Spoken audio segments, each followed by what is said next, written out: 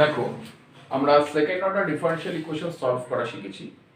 আমরা দুটো মেথডে সলভ করা শিখেছি। প্রথম যেটা শিখেছি সেটা হচ্ছে ডি অপারেটর মেথডে। তারপর যেটা শিখলাম সেটা হচ্ছে হোমোজিনিয়াস ডিফারেনশিয়াল ইকুয়েশন সলভ করা। হোমোজিনিয়াস ডিফারেনশিয়াল ইকুয়েশন যখন ছিল আমাদের কাছে, আমরা কি করেছিলাম না, সেই ডিফারেনশিয়াল ইকুয়েশনটাকে আমরা কনভার্ট করেছিলাম কিভাবে না, এমন একটা ডিফারেনশিয়াল ইকুয়েশন যার কোফিশিয়েন্টগুলো ছিল কনস্ট্যান্ট, মানে D square by D X square coefficient বা ডিওয়াই ডি এক্স এর কোফিশিয়েন্ট বা ওয়াই এর কোফিশিয়েন্ট, এগুলো ছিল সব পড়া কনস্ট্যান্ট। তারপর আমরা সেটাকে সলভ করেছি আবার ওই একই ডি অপারেটর মেথডে। তাহলে আমরা অলরেডি দুটো মেথড আলোচনা করে দিয়েছি, যে মেথড দুটোতেই আমরা ডিফারেনশিয়াল ইকুয়েশন, বিশেষ করে বলা হচ্ছে second order differential equation solve করতে হয়। আজকে আমরা আরেকটা মেথড শিখবো, that is called variation of parameter. এই মেথডের হেল্প নিয়ে আমরা second order differential equation solve করব। তো আমি একটা প্রবলেম দিয়ে স্টার্ট করছি অঙ্কটা। মনে করো এটাকে সলভ করতে দিল D square by D X square plus A square Y equal to cosec A X. আজকে এই অঙ্কটা আমরা করব। তাহলে সব থেকে আগে অ্যাজ ইউজুয়াল আমাদের যা মেথড ছিল, যে আমরা প্রথমে D square by D X square plus A square Y equal to zero ধরে আমরা একটা সলিউশন বার করব, যেটাকে আমরা বলছিলাম কমপ্লিমেন্টারি ফাংশন। তাহলে কমপ্লিমেন্টারি ফাংশন বার করতে গেলে কি ধরতে হয়, সব থেকে আগে ধরবো আমরা late y equal to e to the power mx be a trial solution of d square y dx square plus a square y equal to 0. তারপর লিখব corresponding auxiliary equation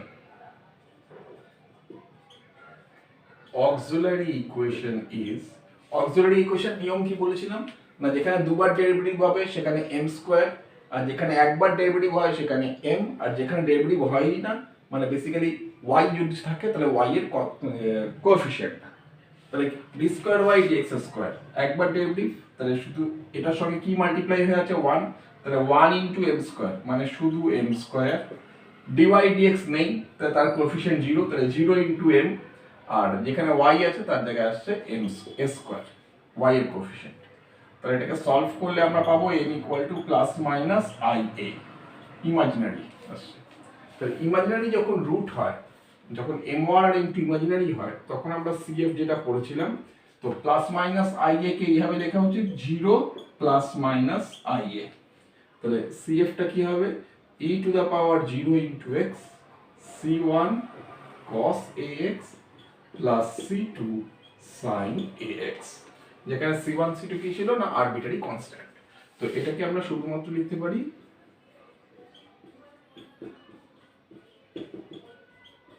ax। এইভাবে আমরা cf টা বার করব। তো এবার যেটা আমরা করব, দেখো যখনই তুমি cf বার করবে আমাকে এরপরে এটা বার করতে হবে, দ্যাট ইজ হচ্ছে পার্টিকুলার ইন্টিগ্রাল, যেটাকে শর্টকাটে বলি পিআই। এই পিআইটা বার করার জন্যই আমার মেথডটা ডিফার করছে।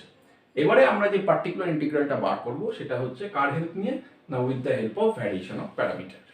তাহলে পিআই বার করতে গেলে এক্ষেত্রে মানে এই মেথড অ্যাপ্লাই করে যখন আমরা পিআই বার করব, আমাকে সব থেকে আগে কার দিকে তাকাতে হবে না, আমাকে দেখাতে হবে সিএফ এ মানে কমপ্লিমেন্টারি ফাংশনে তুমি সবসময় দুটো করে ফাংশন পাবে। যেমন এক্ষেত্রে পেয়েছো cos ax sin x, তো এদের মধ্যে যে কোনো একটাকে y1 আর একটাকে y2 ধরে নাও।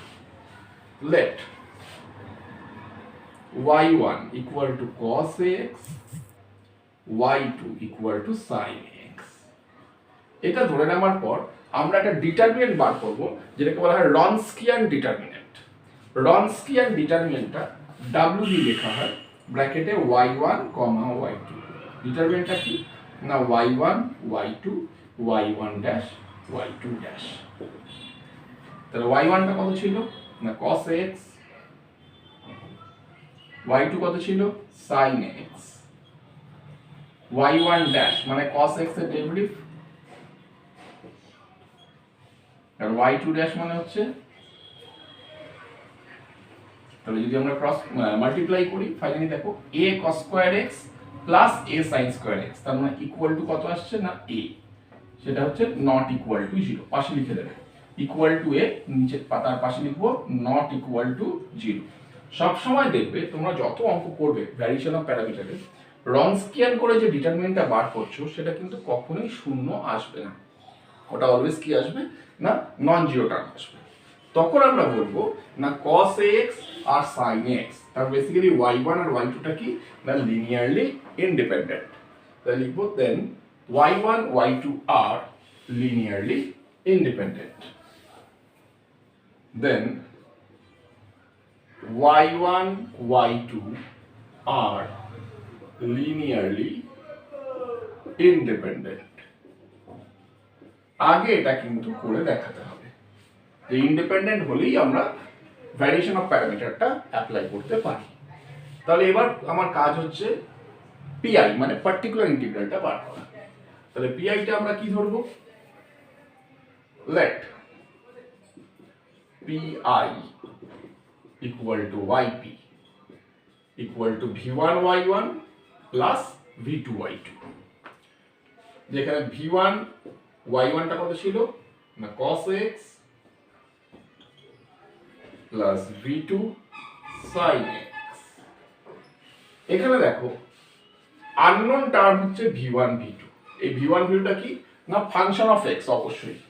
তাহলে v1 v2 বার করতে গেলে আমায় কি করতে হবে না v1 v2 বার করার একটা ফর্মুলা আছে, ওই ফর্মুলাটা তোমাদের শুধু মাথায় রাখতে হবে।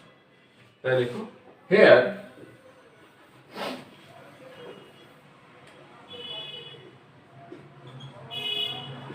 v1 v2 are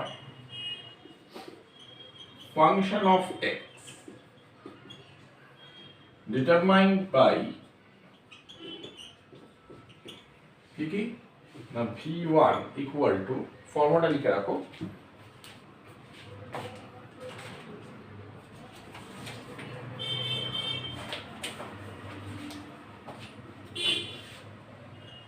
minus integration y2, right hand সাইডে কি আছে অঙ্কটা দেখতে হবে।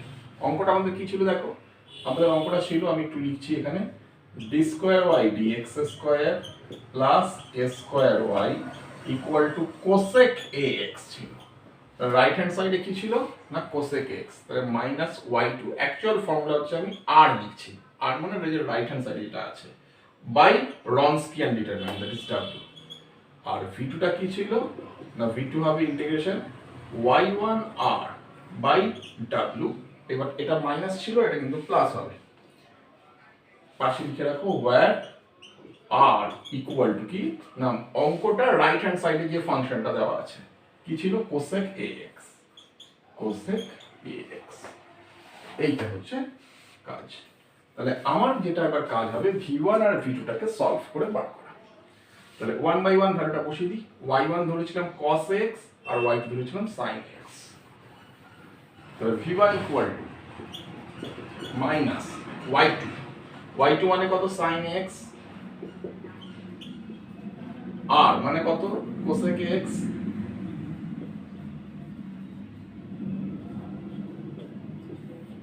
w, w এর ভ্যালু কত এসেছে a dx।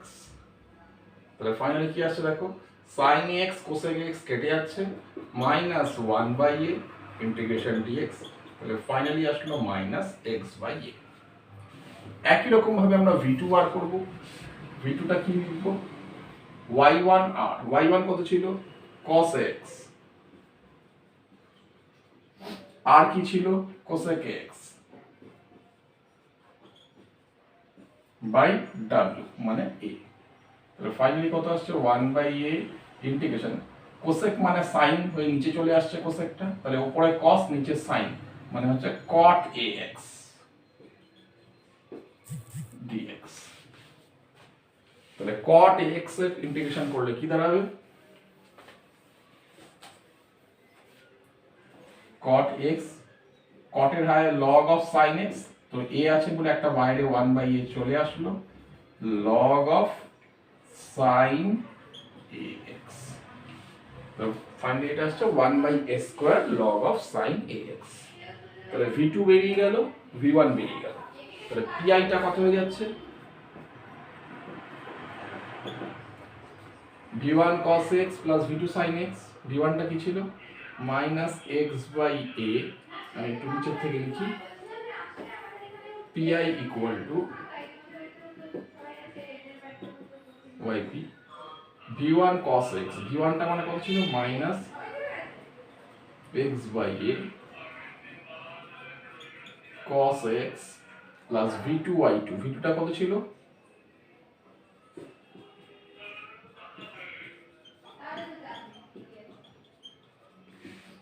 v2 sin x। তাহলে এইটা হয়ে গেল তোমার পিআই। তাহলে পিআইটা পেয়ে গেছি, সিএফটা আগেই পেয়ে গেছি। তাহলে general solution is y equal to CF plus PI. CF যা ছিল আগে লিখেছি c1 cos x plus c2 sin x plus PI মানে হচ্ছে এটা বসিয়ে দেবে, এবং অবশ্যই পাশে লিখে দেবে c1 c2 আর আরবিটারি কনস্ট্যান্ট। তাহলে এই মেথডে আমরা কিন্তু পুরো ডিফারেনশিয়াল ইকুয়েশনটাকে সলভ করছি। এবং এক্ষেত্রে যেটা প্লাস পয়েন্ট হচ্ছে গিয়ে দেখো মানে এই মেথডটা হঠাৎ করে কেন আনলাম, আমরা তো দুটো মেথড শিখেছিলাম, ডি অপারেটর শিখেছিলাম, হোমোজিনিয়াস ডিফারেনশিয়াল ইকুয়েশন শিখেছিলাম, হঠাৎ করে এটা আনার দরকার কি ছিল? এই যে আমরা যে অঙ্কটা সলভ করলাম, কি অঙ্কটা সলভ করলাম না d square y dx square plus এ square y cosec x. D operator কি দেখো রাইট হ্যান্ড সাইডে আমরা কিন্তু সাইন আর কসের জন্য করেছি, কিন্তু সেক বা ট্যান এর জন্য ডি অপারেটর আমরা শিখিনি। হয় না বলবো না, হয়, তবে একটু ক্রিটিক্যাল হয় সেক্ষেত্রে ক্যালকুলেশনটা। যদি তুমি এই অঙ্কটা ডি অপারেটর দিয়ে করো এটা কিন্তু একটু ক্রিটিক্যাল হবে। কিন্তু এক্ষেত্রে দেখো এই মেথড অ্যাপ্লাই করলে খুব ইজিলি আমরা পিআইটা পেয়ে যেতে পারি। ঠিক আছে, পরের অঙ্কটা আমি নেক্সট ভিডিওতে আলোচনা করছি এই মেথডের উপরেই।